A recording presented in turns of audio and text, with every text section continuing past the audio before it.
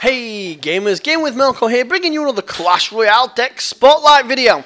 Today's video, guys, is going to be covering the Sparky deck. That's right, guys, this deck went 10-0 in its first 10 matches. How amazing is that? Okay, it's now 10 for 1, but still, this deck is doing absolutely amazing and is crushing it. So, guys, let's have a look at that deck. The deck consists of the Goblin Gang, a very new card to the game, and still I'm absolutely loving it, playing it in large amounts of my decks. Next we have the Fire Spirits. We have a staple in nearly all of my decks, the Fireball. We have the Minion Horde.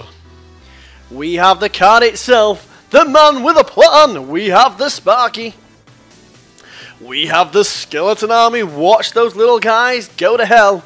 Next up, we have the man up front, the big man himself, the Giant. And we have the ace up our sleeves. You guessed it, it's the Tornado. So, guys, what this deck is all about is pushing from the back and letting that Sparky deliver its payload of mayhem on its opponents, grouping them all together for one hit with the Tornado card.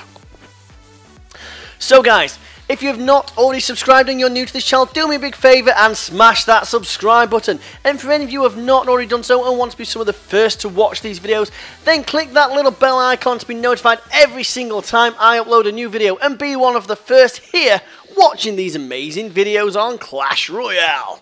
So, guys, let's have a look at, so let's open that free chest first. And we have 93 gold, we have 2 gems, we have 1 tombstone, and we have 12 arrows. Oh, what a lovely chest that was. So, guys, this is how this deck has been performing. Obviously, in the last one, yes, we had the defeat. But after that, we had a 1-0 victory, 3-0, 2-0, 3-0, 3-1, 3-0. And as you can see, them 3-0 and 2-0 victories continue. This deck is simply amazing, guys, at getting those 3 crown victories. Even going up against the Mirrored Bandit card in a 3-1 victory against D-Hull from Outlaws. Let's kick it off with watching this replay, guys, and see how the Sparky deck was able to counter this deck. As you can see, it's not the best starting hand either, because you either want the Giant or the Sparky in your hand to start off with a push from the back. But as you can see, we don't have either of those cards, so we've got to wait for our opponent to play first. So he drops his Spear Goblins in the back, so we drop our Goblin Gang down this left-hand side. And then he drops his Bandit, followed by his Mirror Bandit. But as you can see, I countered that with a Tornado! Down goes my Skeleton Army there as well. Sorry, Skeleton Horde, but unfortunately that log does put pay to that, so our tower does go down all the way to 1860. But as you can see, we now have that massive elixir advantage, and it's time to start our own push with the Giant in the back.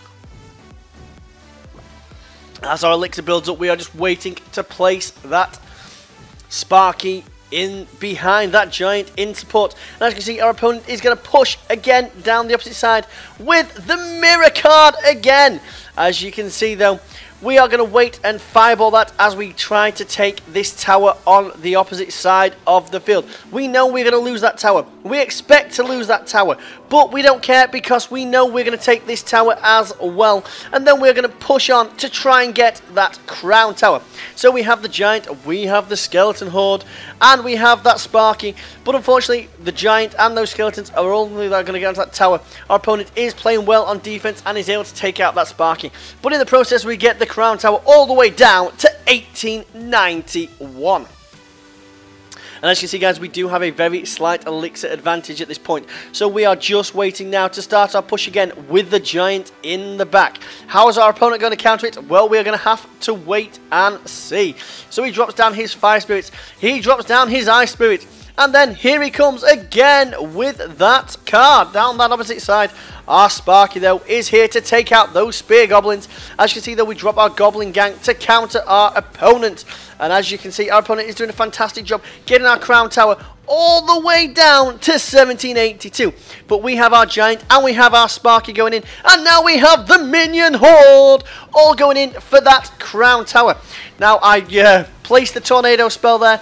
Probably not great timing there from myself. But the Giant and that Sparky, and now that Goblin Gang are wanting to take out that tower. Unfortunately, the double log puts paid to that. But we do have that tower all the way down to 8 3, 6. So in goes the giant, in go those skeletons, in go those fire spirits, and we are now pushing for that tower. The giant's finally on it, just 1 hit. 2 hits, we get the skeleton horde down, and that crown tower is going to go. We hit on the fireball in just in case, but no, there it goes. A 3-1 victory with the giant Sparky push. I love the giant Sparky combination, guys. It works so well.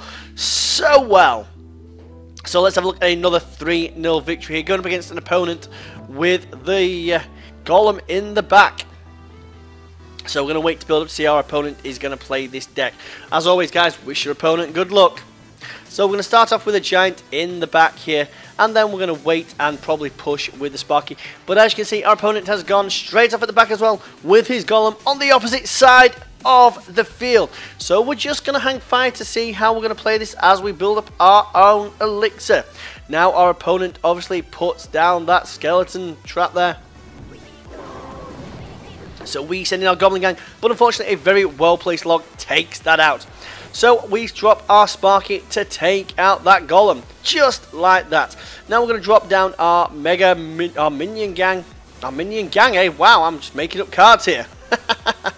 Our Minion Horde. But as you can see, our opponent has got our tower down all the way to 1022. But we still have that Sparky at full health. So we're going to get the giant down in front as our opponent uses that lightning spell, taking that tower down to 707 and putting that Sparky nearly all the way down to half health. We send the Goblin Gang in to support, and the giant is on that tower. Luckily the Sparky didn't quite go there, so he's able to get off his hit on that crown tower, taking it out with that shot. Now those minions do take it out, and they're going to take out the giant as well, but not before he gets that hit off on the tower. As you can see, guys, that tower's still on 611, and those minions are going to take it out.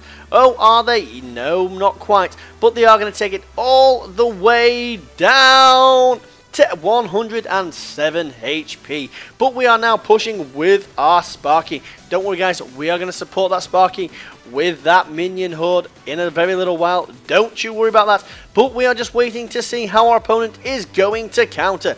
So the Minion Horde goes down, and now we're going to drop those Fire Spirits in case that Skeleton Army comes, which it does.